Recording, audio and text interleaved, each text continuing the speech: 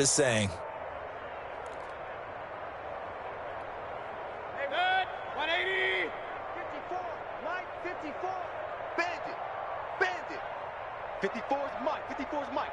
Check, check. Watch. First down, Mayfield. And now here is another interception.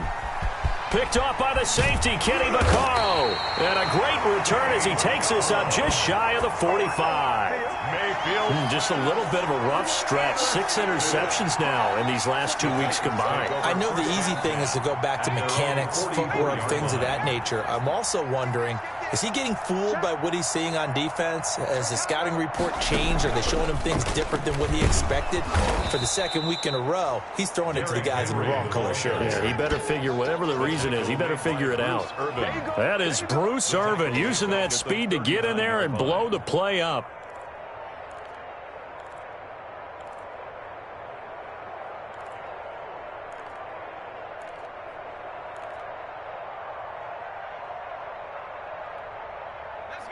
Second and 15. I got you. I got you. Now this time he'll look to throw.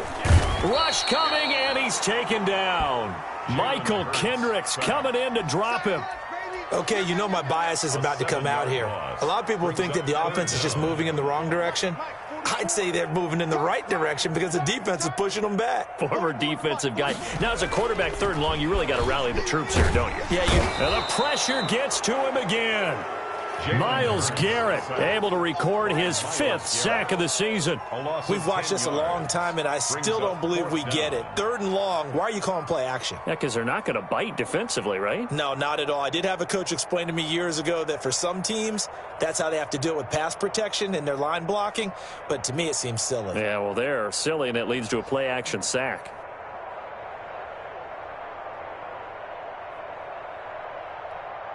Here's Brett Kern now. And the way this offense has moved the ball, he hasn't been needed till here in the 3rd. Before they can get the punt away, whistles as we've come to the end of the 3rd quarter of action. We'll return with more after this. This is the NFL, and it's on EA Sports. Here's Brett Kern now. Always a good sign when your first punt comes in the 4th quarter.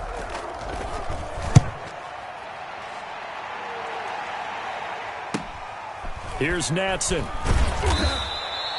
That'll be a 44-yard boot, just a yard on the return as he's covered up quickly. And the Browns will take over, 1st and 10. 31-yard line. Checking the NFL scoreboard, they're in the 3rd at MetLife Stadium. The Jets have scored again. They're really open again.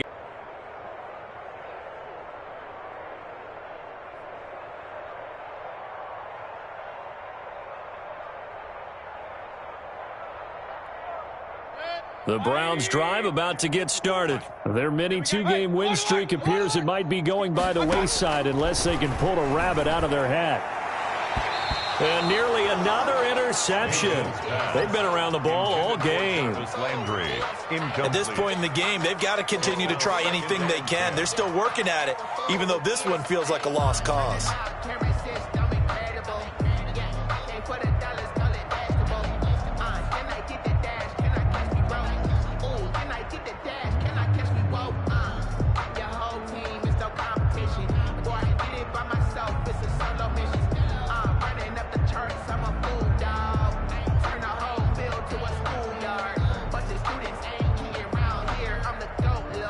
Line of scrimmage, the 31 as they line up, 2nd and 10.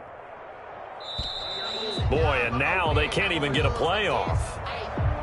He didn't seem in a rush. I guess they just didn't know where the play clock was. I think you're right about that because there was no hurried movements there, right? No up-tempo at all.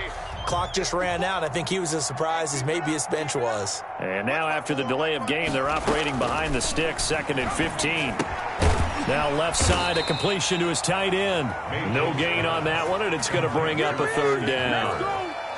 That was impressive to me because while it was a pass play, they still rallied to the football like they were filling running lanes, and they were able to put the receiver on the ground. They had the catch on 2nd down, but it didn't help at all, and now they're looking at 3rd down here. Mayfield now. Going deep here for Landry. And my goodness, another interception. picked by Kevin Byard. And the return out shy of midfield to the 46-yard line.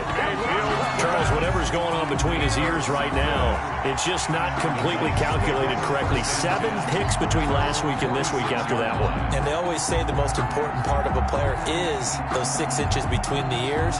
But right now, it's all those interceptions that are going on. So whoever his trusted confidant is on the sidelines, I don't know if it's the offensive coordinator, the quarterback's coach, maybe the backup quarterback, that's who he needs to get with now and get himself calm.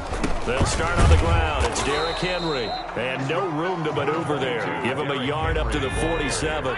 Olivier Vernon on the tackle. 1-yard gain. Play action. Here's Hurts. He'll get this to his tight end. It's Jonnu Smith. And he's able to get this one down to the 40-yard line. When you have someone throwing it that well, that confidently, you don't have to call the game in fear at all, do you? You just go ahead and play. Yep, confidence with a lead to throw it here in the 4th, and boom, he's on the money. Yeah, you don't have to tuck your head in and go like turtle at this point. You can just go ahead and play. A first down carry for Henry. And the result here, a pickup of 8. Leaves him with 2 to go on 2nd down. The tackle made by... Well, partner, I know this type of running back. I mean, this size, this intensity usually gets better as the game goes on. I can just tell you from experience, the first few quarters, oh, you're eager. You come running up there, I'm going to tackle this guy. By the 4th quarter, you're coming up and thinking about it. And D-line wearing down 4th quarter. Yeah, that's not a guy they want to see consistently.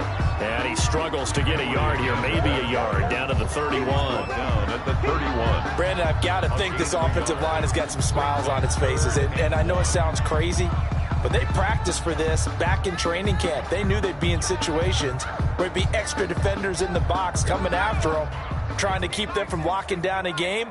Right now, they want to show the world they're up to the challenge. On 3rd down, here's Evans. And he's going to have the first down yardage as he's down at about the 30-yard line. Got what he needed for the first down with a gain of 2. I think they like this drive a little bit better there, partner. Running game helping out, picking up some of the slack. Because remember, the last drive, they went 3 and out. So signs of life in what's been a dormant offense in this second half. Here's 1st and 10. They'll try and run some clock here as they keep it on the ground. About 3 yards there to the 27. The last 3 plays have resulted in gains of 1, 2, and now 3 yards here. Brings up 2nd and 7.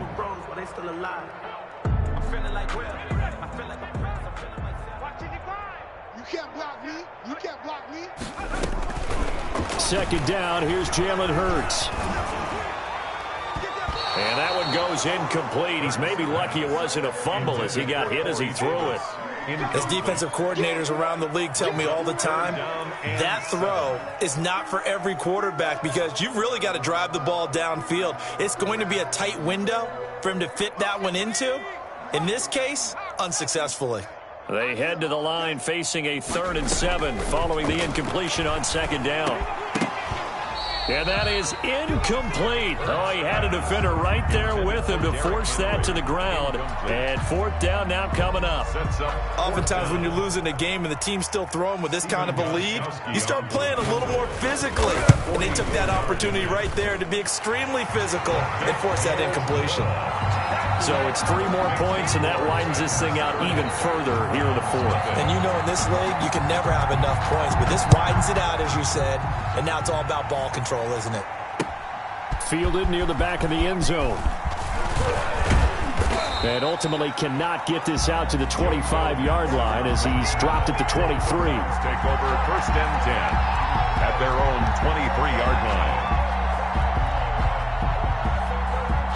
The Browns drive about to get started. And let's face it, this drive is not going to have any bearing on this game, but it's kind of important for one reason, isn't it? It certainly is. You got to get points. And okay, all right, I'm being facetious here, but you get points. You feel a little bit better about yourself as you move on to the next one. 7-yard pickup brings up 2nd and 3.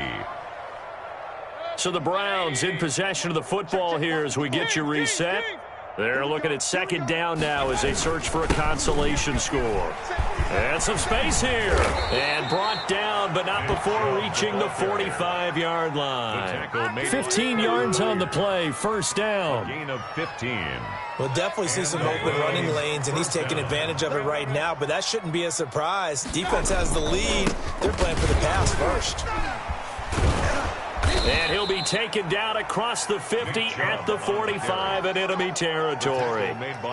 They get 10 more there, and I believe that'll be enough for another first down. It will. Browns. 180. Right there, 54 Mike. Regular. Slam.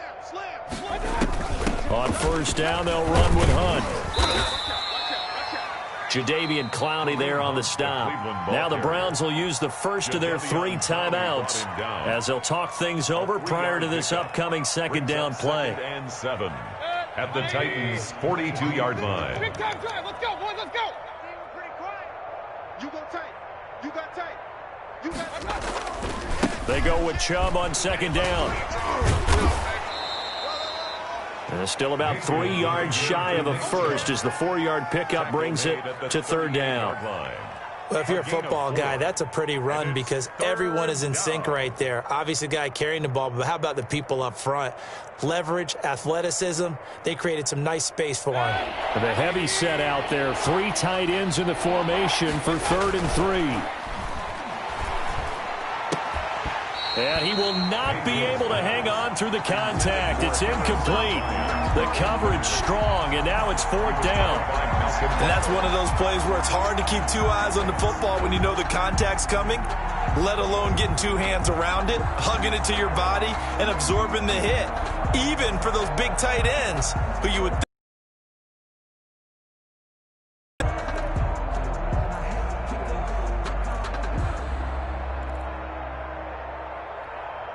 The offense is not leaving the field. They're going to stay out and go for it on 4th and 3.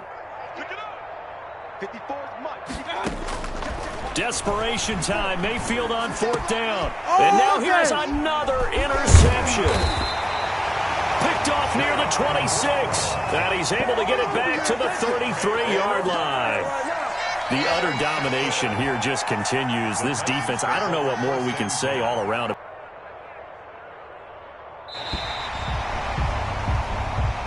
So this one, a Tennessee Titan victory. And I tell you what, Charles, this might be. I think they worked in concert together. What I like about the offense was they held the ball pretty well. You know, time of possession, exactly what they were looking for in this one. And that helped out their defense. Didn't have to be out there the entire time.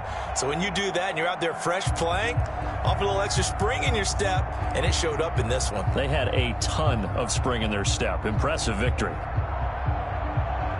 So for the Titans, they continue to make their case for the playoffs as they move to 9-3. And they will hit the road next week for a date with the Jacksonville Jaguars. Meanwhile, for the Browns, it's a loss that could wind up costing them a first-round bye as they dip to 9-3. And they'll be at home for one next week as the Baltimore Ravens come to town. I'm Brandon Gaudin. Certainly have to thank Charles Davis, my broadcast partner, and our entire crew. We'll catch you next time right here. It's the NFL on EA Sports.